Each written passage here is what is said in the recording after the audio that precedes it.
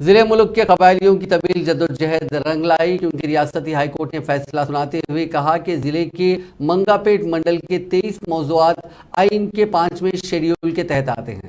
High court کے chief justice اجول بھویان کی زیر قیادت بینچ نے یہ فیصلہ سنایا۔ بعض غیر قبائلی رہنماؤں نے دعویٰ کیا تھا کہ متحدہ ورنگل ضلع کے 23 گاؤں آئین کی شیڈیول 5 میں شامل نہیں ہیں۔ ان کا کہنا تھا کہ یہ عام دیہات ہیں، جبکہ دوسری طرف قبائلیوں کا دعویٰ تھا کہ وہ کئی برسوں سے یہاں مقیم ہیں۔ قبائلیوں نے کہا کہ باہر کے بعض افراد ان کی رہائش پر قابض ہونا چاہتے ہیں۔ قبائلی نے ان 23 موضوعات کو کانسٹیٹیوشن کے شیڈیول 5 کے تحت رکھنے کی خواہش کی تھی۔